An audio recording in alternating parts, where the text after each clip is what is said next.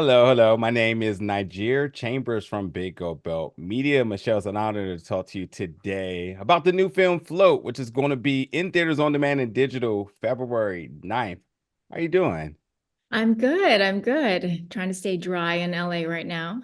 Yes, I've heard there's a little bit of everything kind of going on there. People losing power and people trying to, bad pun intended, stay afloat. Uh, Yeah, uh, it's great but fun. Yeah.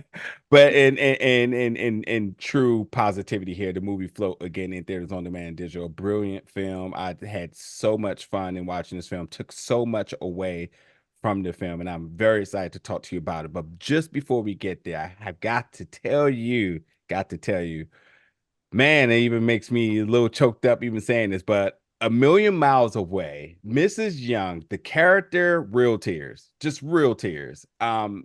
I want to start off by asking, is there a Mrs. Young in your life that you would love to give their flowers to? Somebody who's just been in your corner and believed in you since day one. Oh my God, now you're gonna get me choked up. I feel like there've been a couple of people who've been like that, my parents, my father especially, in terms of like teacher types, there's definitely a teacher that I'm working with now who's been in my life for quite some time. And there really is a sense of like unconditional championship. And that for me is just, it's rare to find. And when you do discover someone's in your corner, no matter what, that's priceless and you have to hold on to them as a life Yeah. wrap.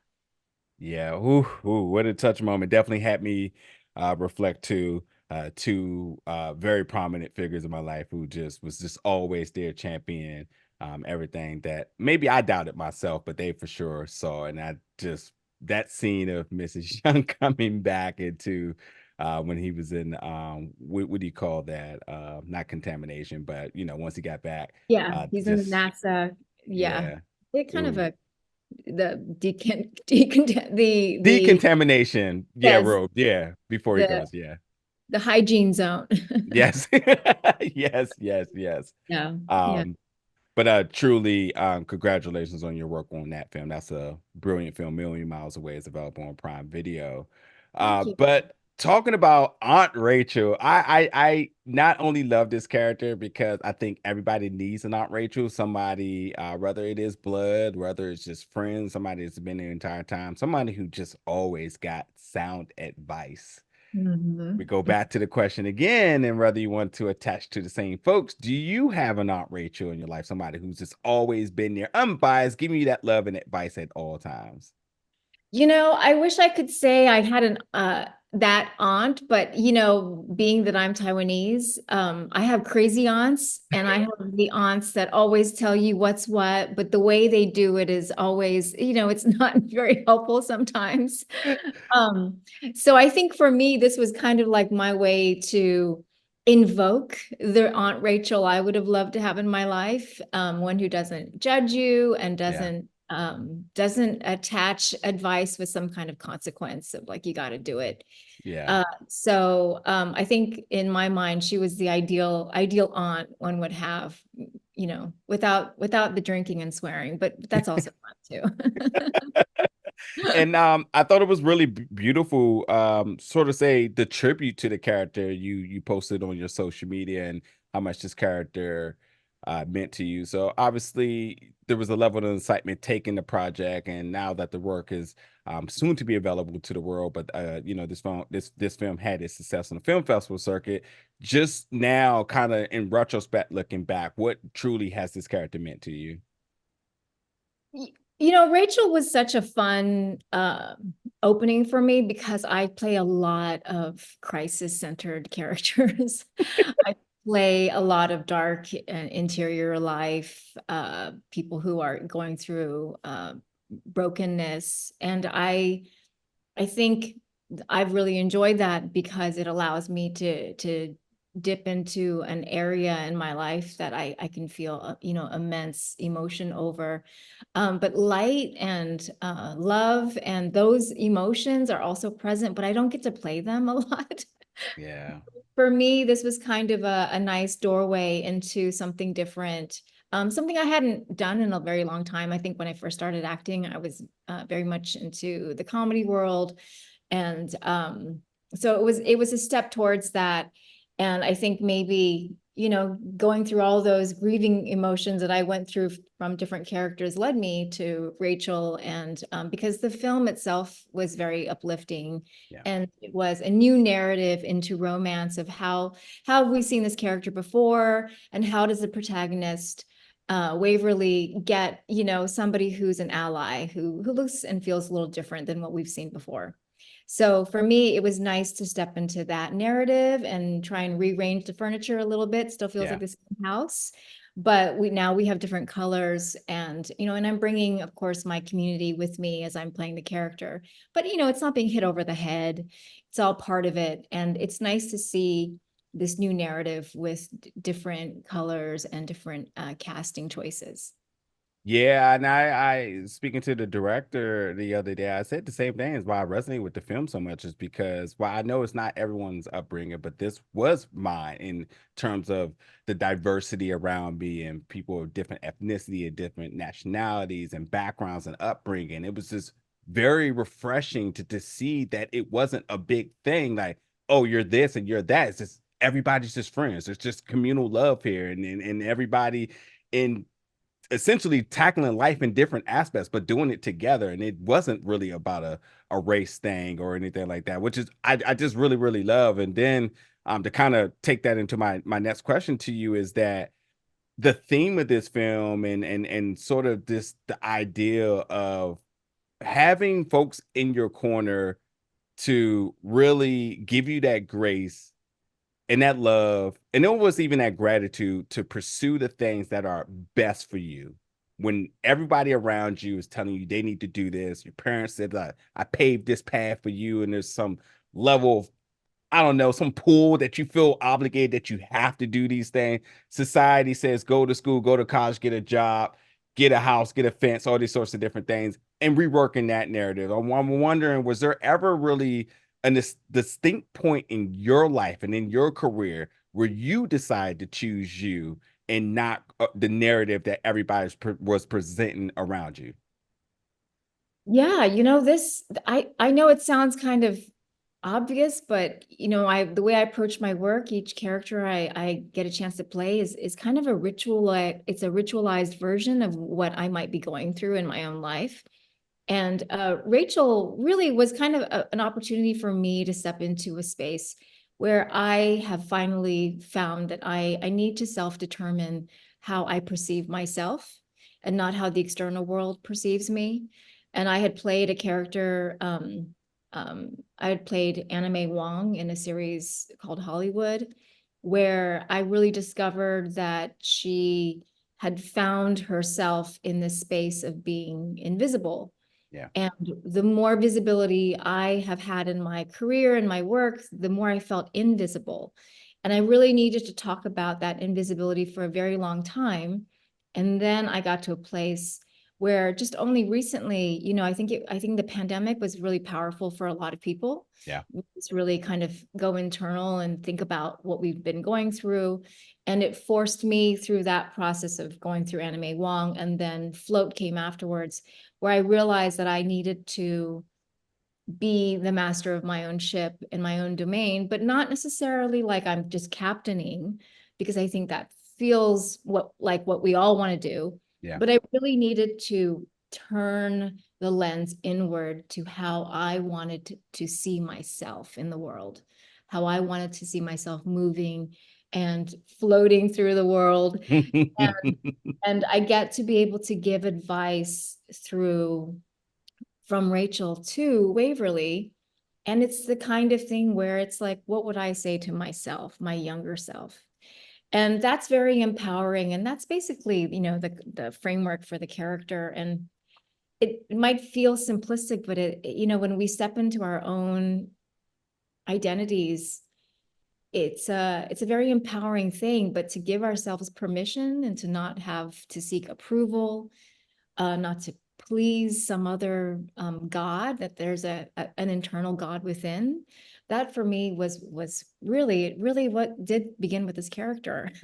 It's I'm sorry beautiful. to say that I've come a little bit late in life, but we've earned our I mean, you're POC, I'm POC. We know what it's like in this Yeah. world. We have earned our badge of survivorship. Say that again. So, Man, yeah, we get to be the ones to say what's what, and I think that's a very powerful moment. absolutely and beautifully said. And thank you for that as well too. Yeah. I like you a lot. Me I knew I knew this was gonna be special. too, I really over like you. layers. Yes.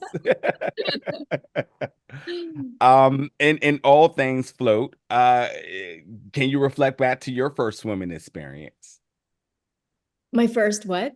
Swimming Oh, experience. swimming. I thought you said my first woman experience. And I was like, well, Najir, Well, that just turned up really that just, quickly. this is going to be a fun interview now. You know what? I almost drowned when I was a kid.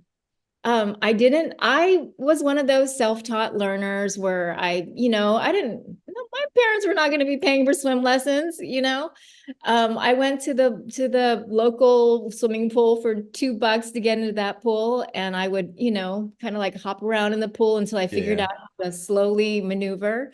And I remember my very first time, I don't know how I ended up in this public, like, I don't know, it was like a YMCA or something, Yeah. but I was jumping in the pool from the shallow end, and somehow I managed to get into the deep end and I couldn't jump anymore. Mm. And I remember, basically drowning. And then somebody happened to see me and their hand picked me up out of the water and I I didn't die. Well, Um, so yeah, yeah, I think that's my earliest swimming experience. the way how I like to exaggerate my stories at time, I would have just added just a little extra razzle dazzle fast. Like, so got in the deep end, I saw the light, and I knew it was my time. And I conceded that I gave this earth everything I had, and then the hand of God came and rescued me. And here I'm here Yeah. to talk about it. Yeah, you should make that film. Are you available? Because I will call you up. Oh, I will. But maybe there was, maybe there wasn't a Blake there for you, but that is to be determined for your story that you're going to have to write, because you are a filmmaker as well. As much as you have given in front of the camera, you do have some directing and producing credit. So I definitely want to allow the opportunity to talk about, if you can talk about or willing to talk about, any projects that you may have coming down the pipeline. Yeah, this whole journey has really led me to writing and directing because as you know, the experience of creating as an actor, I enjoy it, but I still am in the service of someone else's story. And as a writer director, I finally get to dictate what the world is and the values and what themes I'm looking to Yep. explore. And I co-wrote a film called Tiger Mom, that's in post. It stars Ken Jeong, and he's hysterical, Ken, Oh, I know. but a lovely human. And I think he Yeah. really, really takes his craft seriously. And I don't know how that film will come out because we're still in post with it, but it was really fun writing it. And I am also the head tiger mom in that film.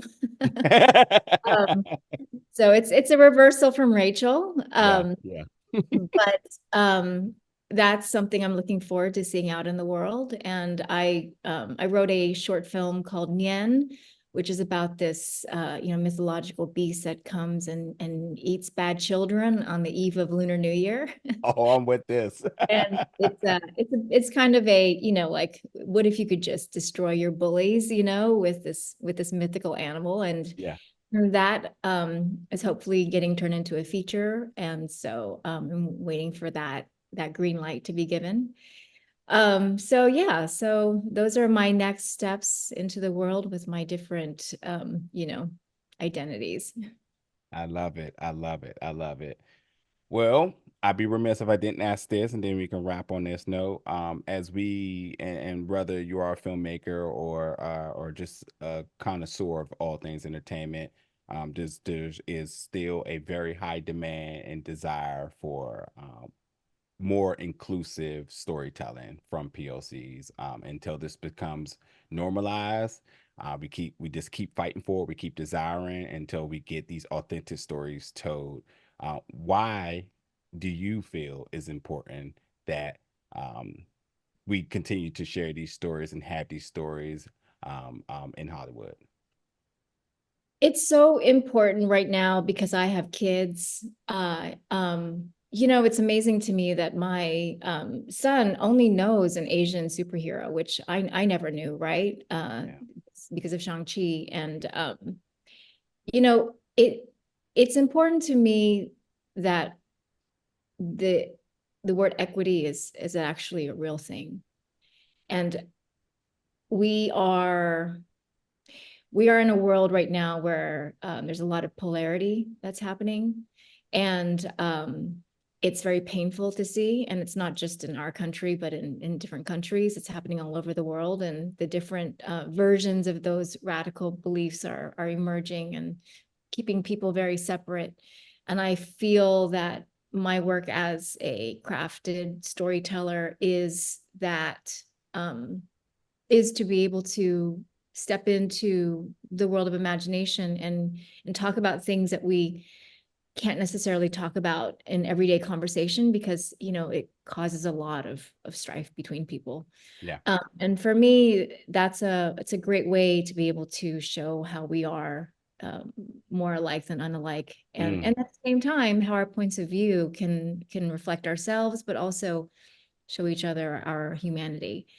And if we don't get behind the lens, what's happening in front of the lens isn't going to change. And that's kind of mm, why I was very much in support of Sharon, the director for this film, in support of Andrea, who's the lead in this film, to really champion them and their experience, and for me to be a part of their journey and to now talk about it. It's my way of also trying to implement change and trying to move that needle a little bit. So thank you. Thanks for this platform and asking great questions like that. absolutely. And just thank you for being an advocate for the change that the world so strongly needs. And until we get to the points where, as you talked about your kids, till it becomes a norm, that we just continue to do so. So I'll be sure to do my part in it, and by the folks with you who has these major platforms and your body of work that you display in terms of that being a glimmer of light and hope in terms of what we can expect and should have. I think we're going to be fine as long as we just keep up this fight. But more importantly, thank you so much for your time today. The Thank you. work in the movie Float, the work in A Million Miles Away, and I'm looking forward to your upcoming projects. And folks, you can check out Float in theaters on demand and digital February 9th. Michelle, thank you so much today. Thank you. Thank you. Absolutely. I